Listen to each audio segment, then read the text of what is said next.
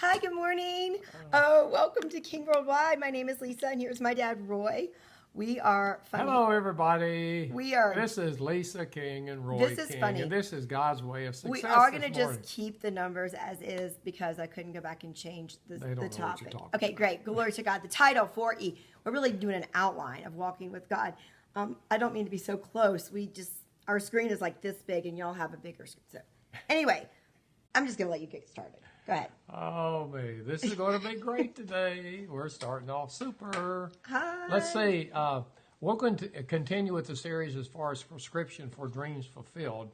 That's why the title is RX for Dreams Fulfilled. Like recipe. And we've talked about in previous broadcasts last several weeks as far as 3 ingredients thus far. Number 1, and that is feed on the Word. Oh, that's what I'm supposed to do. Apologize. Number 2 is to is contamination. And by that we mean natural thinking. Is significantly reduce the input of natural thinking. And then number 3 ingredient thus far is pray in the Spirit. So hear and obey. What we're going to do is that Lisa's going to start by reading our first scripture passage today, and that's Jeremiah 29:11. Okay.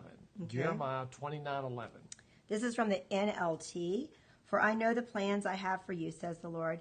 They are plans for good and not for disaster, to give you a future and a hope. That's it. Should I read it again? Yeah, I want you to read it again. For I know the plans I have for you, says the Lord. They are plans for good and not for disaster, to give you a future and a hope. You know, it's interesting that when I was working on the outline, that was the translation I wanted her to read, but I did not put it on the outline. He just says, Lisa, please read, and the Holy Spirit tells me. That's exactly right. So God has a plan for our life. Let me repeat that. God has a plan for our life, and we cannot experience the fullness of that plan if our mind, our will, our emotion, our soul is in command. It won't be fulfilled. It won't be totally fulfilled if it's in control. So, therefore, we must walk in the Spirit, right? How do we do that? Well, we've been talking about it, and I'm going to refer to it throughout the broadcast here, as far as number 1, number 2, number 3. You know, feeding God's Word, contamination, and praying in the Spirit. Okay. Years ago, Gloria Copeland said on an audio recording is that what we give our attention to is what our desires are. And I remember at that particular, this is a long time ago, I remember in that particular time that I made the analogy as far as golf. Right. Because I played golf a lot in years past, and in the spring particularly, is that when I would go buy a golf club, it's not far from our house, is that I'd look at the driving range, I'd look at the putting green, and what I would do, my desire would come up to go out and practice because I really like to practice. And so I did. That's exactly what I did. Because I gave attention to it, my desire increased as far as to go ahead and to participate in it. Now, she said you're too close. I'm too close, okay. In the last few years, my desire for golf has almost evaporated. Now, let's you said there's nothing wrong with golf. Oh, I'm gonna say that. Oh. But let's. How did that take place? Why did it take place? Here's what happened: is that I learned what Lisa read, Jeremiah 29:11, and that God's got a perfect plan for us. And then number 2 was that I figured that perfect plan was devoted more to fulfilling His will as compared to myself, the things that I wanted to do myself. I knew you'd like that. Yes, but people are saying, well, God told me to play golf. I can hear the conversations going. And let me just say, there's nothing wrong with golf. I might go out and play next week. But here's the key thing, the problem that I had in the past, and that was, what was dominating my mind? Was the natural thoughts of playing golf, natural thing, dominating my mind, or was God's perfect will for my life dominating my mind? People aren't going to say something's dominating their mind. They're going to say, well, I need to do something for myself. I need to decompress. I need to take a break. I need to do something for myself. People can say, I don't think they say it, but I serve God all day long. I can say that. I serve God all day long. I need to go do something for myself. But God changed me so much that living for Him, if we're in His will, it's fun. And if I don't get rest for my body and my earth suit, I'm in disobedience. But serving God is fun, and He'll include your desires when you turn it over to Him. He'll say, "Why don't you go play golf? Yeah. Why don't you go do this?" And that's the difference. difference. And that's why I said the thing as far as that. There's nothing wrong with golf. I might go out and play next week. I don't know. But there is something wrong if someone's not willing to lay it down. Right. And they say, "Oh, I'll lay it down. I'd do anything." Well, do you? Yeah. I mean, it's truth. Yeah. And so the question is, what caused me to redirect my attention? In this example, from playing golf a lot to the point as far as feeding on God's Word. What caused me to redirect my attention? And Lisa's going to read another passage here, and that's Deuteronomy 28, 1 and 2. Okay, and this is also from NLT. And it says, one of my favorites, "If you fully obey the Lord your God and carefully keep all His commands that I am giving you today, the Lord your God will set you high above all the nations of the world. You will experience all these blessings if you obey the Lord your God." And this doesn't mean, it's not like cracking a whip. It's, here are the things that, if you want to live in the kingdom of God, here's the things you do. If you do them, the blessing automatically falls on you. It automatically comes upon you. He's given us the outline in the Word. The verbiage sometimes needs to be translated out and understood. But that's what it means. It's not about, you do this and I do that. It's not performance. It's not a performance base, even though so many people read that as performance. It's not about performing. If I perform for you, you give me this. No, He's already given it all to us. See, He's teaching us what to do. The thing that I learned was the fact is that if you really want to get the true intent and meaning of what is written in the Word, read multiple translations of it. It's so true. Oh, it is true, because Lisa encouraged me quite a while back as far as to read 2 translations of every scripture. In other words, read a verse of one, translate it in another. And then what I've done is I've elevated it not too long, probably a few months ago, to 4 translations. And I'm not suggesting you do. I would suggest that you consider 2, because you'll see that it'll make sense. And it's not about the translation. It's about the Holy Spirit. Right. And you're meditating on it and putting your heart into it. And what it does, it makes you give more time to it. Right. So that's how you understand it and hear it. Most people don't just read and sit. So when I learned of that particular passage, Deuteronomy 28, 1 and 2, I believe that adhering to this truth would position me to live God's plan for my life. In other words, it would position me to live out Jeremiah 29:11. That's exactly what it does. Okay, now. It does not happen otherwise. It just doesn't. We've both proven it doesn't. All right. To implement this redirection, I relied on my athletic background and that I needed to practice. You know, I went to college on a basketball scholarship and played 2 other sports there, baseball and tennis. But the point being, in high school, college, etc., in every sport, I would start preseason. I start practicing. Because if you didn't, you would start off in a very bad position. I wouldn't be in shape, 1, but I wouldn't be proficient, number 2. So I practiced during the season. I practice. And if anything, as far as giving a subtitle to this particular broadcast, I'd say practice. So to walk in the Spirit, we have to spend time studying and meditating on the Word and praying in the Spirit. We have to practice it.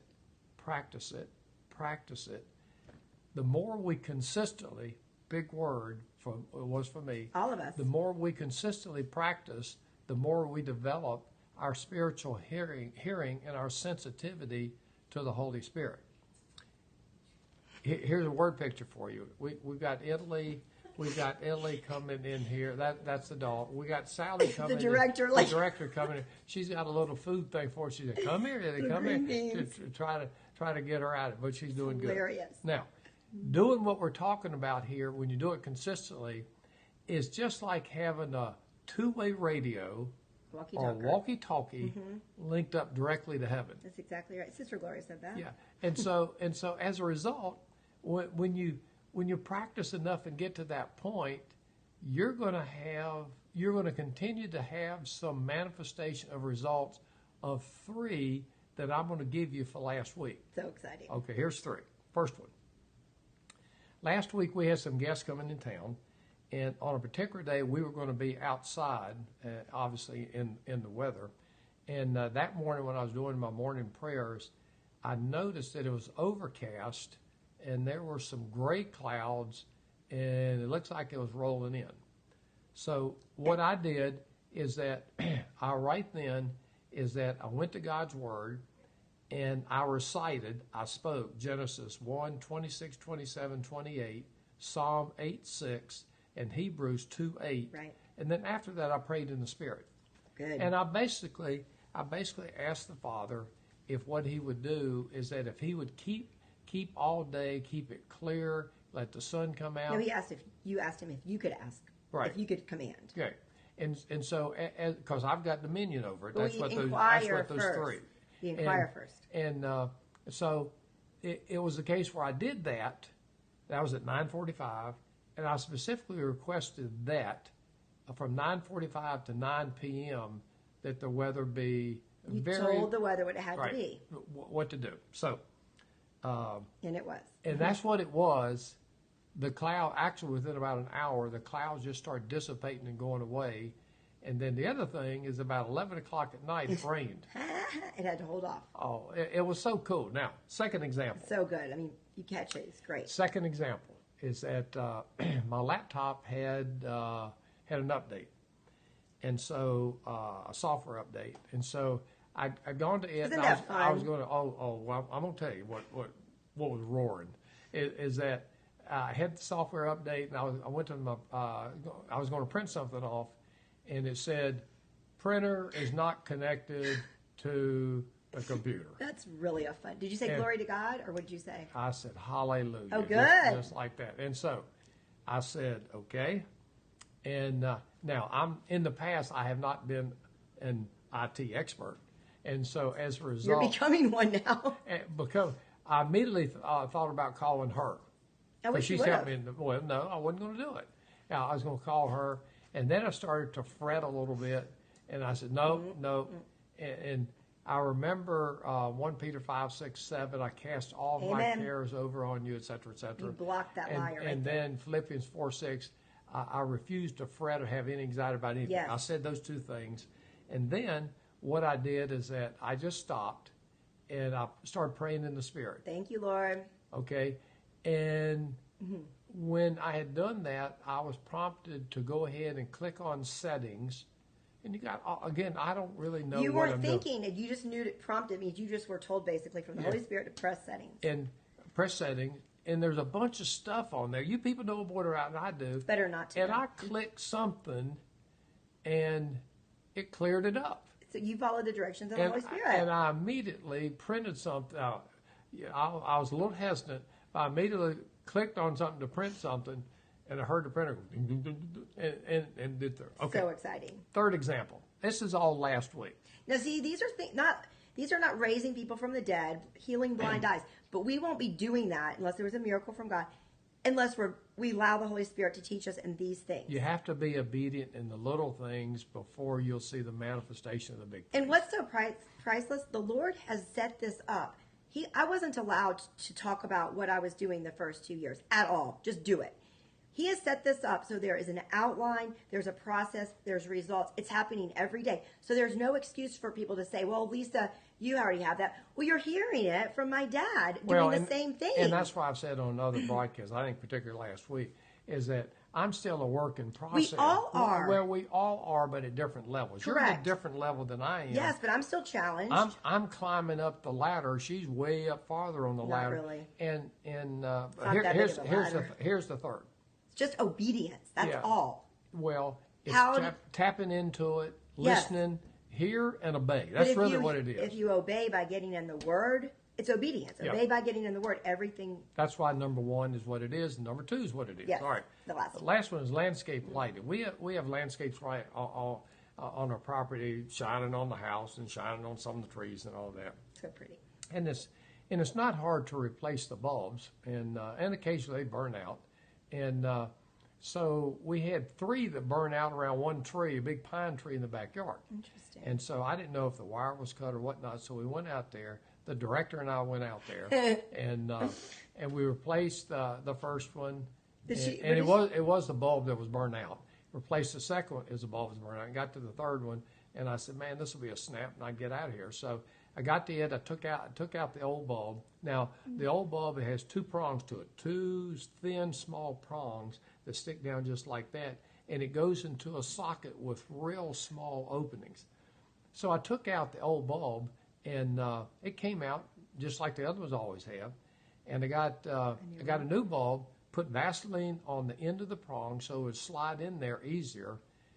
And I bet you I tried a dozen times as far as to try to get, every angle. I switched the prongs. I did everything. Were you starting to sweat?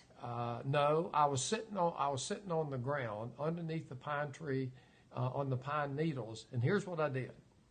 I got infuriated, but not as bad as I used to in the past. That's pretty hot. And so I sat there, and I just held my hands up just like that. I closed my eyes, and I prayed in the Spirit. I said, I'm going to pray until I get the prompt and it's time to do it. I'm sure Sally was praying. Well, she was doing something else. Oh, she had left you. Okay. And so I finally got the prompt to go ahead and put the new bulb in.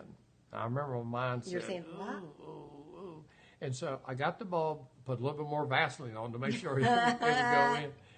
And I put it down in there where the 2 holes are. It went perfect, didn't it? It slid right in like there was no problem. Sally was cleaning the gates yet. That is it was no problem. And I said, man, this is so cool. And did you try to, I hope you didn't go back and say, well, what did I do wrong? I hope not. No, because no, just I let didn't. the Holy Spirit do it. I just thanked at that particular time. Right. So here's kind of the conclusion of what we're saying today is that when we continuously practice feeding on the Word, when we continually practice as far as stopping the flood of natural thoughts coming to our mind, right? And when we continually practice as far as praying in the Spirit, then you'll have good things to manifest in your life even more than when you have right now. And you could have the process is years ago. You would have after the 11th or 12th try, you really would have been upset. Oh yeah. And it would have, but that would still be progress because you got the other. But then look at where I'm trying to say. Look at where you come. Oh, I agree. This is priceless. I could tell the difference in my attitude. Yeah, my attitude. It is attitude, but it's not positive thinking. From before, no, it's different. It's spirit led. It's. That's right. I could tell the difference between in the past, say last year, for example, as compared to this past week, and then now you have confidence in the Holy Spirit talking to you Yeah. because But I know we're results. I am results oriented, and you want to have results. Right. But if we get testy too quickly, the Holy Spirit's not there. That's not. The testiness reflects doubt and unbelief, which is controlled by the evil one. Say it again. That's it. Testiness is. That is. I've had pure, that before too. That is pure and simple, and that's how that you can really check to see that at that moment who's your God. At that moment, no excuses. Who's your God? Right. If you're in peace and rest, and you're going to God and letting the Holy Spirit work, then God's your God. If in the past when I was testy, me too. I was irritated, agitated, all that. Angry. At that moment, who was my God? Satan. It was Satan. And that's the most important part. People think, I'm not serving Satan. Right. Yes, we were. Right. We all were. And it's a matter of retraining and retraining. And this is priceless, hearing these testimonies. And I tell you, probably the things that had the most influence on me getting to this point, and still got a way to go. That's Mom said, yeah. I get upset with her because I thought she was the one that created the problem. Which was a lie from Satan, too. Right. Is that I think the thing that's helped the most is that I have significantly reduced my natural input, the natural thoughts, the natural input from the world system. And I think you added the love scriptures, and I think that is what that's in turn changed you from natural thinking. Yeah. That's what I believe. Yeah. Okay. Either way, thank you. Okay, we'll see y'all soon. Bye. That was great, Dad. Thank you.